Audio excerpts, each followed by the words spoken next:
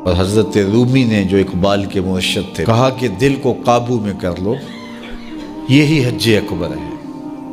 حج اکبر کر لیا لیکن دل ہی ٹھیک نہ ہوا، کہتے ہیں کعبہ گیا گل نہیں مک دیجئے دلوں نہ مکائیے، تو کہا اس کی اصلاح کرو، یہ حج اکبر ہے۔ از ہزاراں کعبہ یک دل بہتر است، ہزار کعبے سے ایک دل بہتر ہے۔ وہ کیسے؟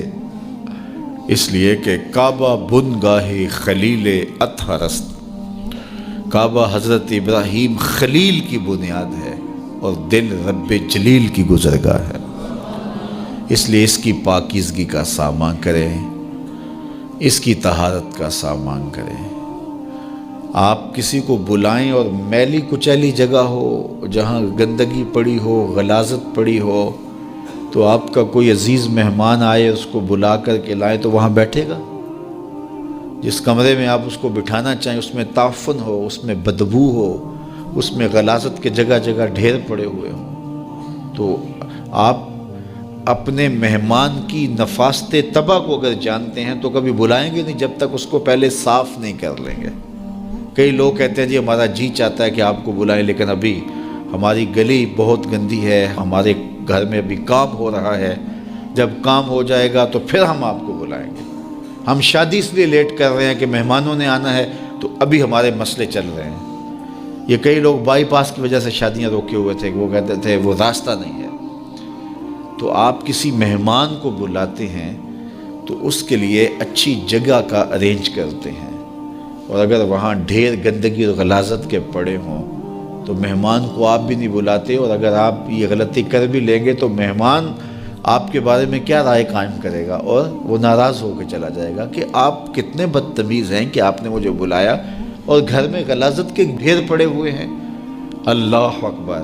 لیکن اگر آپ گھر کو مصفح کرتے ہیں، مزکہ کرتے ہیں، صاف کرتے ہیں، ستھرا کرتے ہیں، قالین بچھاتے ہیں، عطر چھڑکتے ہیں، تو پھر آپ کہتے ہیں جناب اب تو آئیے نا، اب ماحول میں خوشبوئیں پھیلی ہوئی ہیں۔ تو اگر دل میں حسد ہے، حقد ہے، بغض ہے، کینے ہیں، نفرتیں ہیں، یہ گندگی اور غلاظتوں کے ڈھیر لگے ہیں، اور پھر یہ چاہیں کہ مالک کے پھیرے دل میں ہوں تو کیسے ہوں گے؟ وہ تمہارے دل میں، میرے دل میں آئے گا جب دل میں اتنی غلاظتیں پڑی ہوں گی؟ نہیں، یہ سارے ڈھیر اٹھائیں، دل کو مزکہ کریں، مصفح کریں، پھر اشکوں کا چھڑکاؤ کریں۔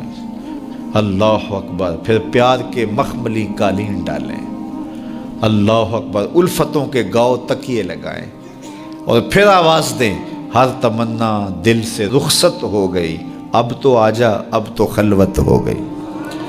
پھر محبوب کو بلائیے تو پھر دیکھیے کہ محبوب جلوہ فراز ہوتا ہے کہ نہیں ہوتا۔ ہماری تو توجہ یہ ہے کہ یہ چہرے کے میل کچیل نکلے، بدن کی میل کچیل دور ہو، ہمارے کپڑے بڑے ستھرے ہونے چاہیے، ہمارا تو دھیان اپنے ظاہر پہ نا، لیکن اہل اللہ کا دھیان باطن پہ ہوتا ہے۔ صوفیہ فرماتے ہیں کہ اندر صاف کرو۔ حضرت سلطان باہو بولے، دل کالے نالو منہ کالا چنگا، جے کو یہ رمز پچھانے ہو۔ اگر یہ رمز سمجھ میں آ گئی کہ منہ کالا ہو تو کوئی نہیں، دل کالا نہیں ہونا چاہیے۔ ابو لہب کا کیا معنی ہے؟ شعلے کی طرح چمکتا ہوا چہرہ رکھنے والا، اس کو اسی لیے ابو لہب کہتے ہیں، اس کا چہرہ ایسا چمکدار تھا تو اس وجہ سے اس کو ابو لہب کہتے تھے۔ تو چہرہ اس کا بڑا چمکدار تھا، دل کالا تھا، جہنم کا ایندھن بن گیا، قرآن نے پھٹکار ڈالی۔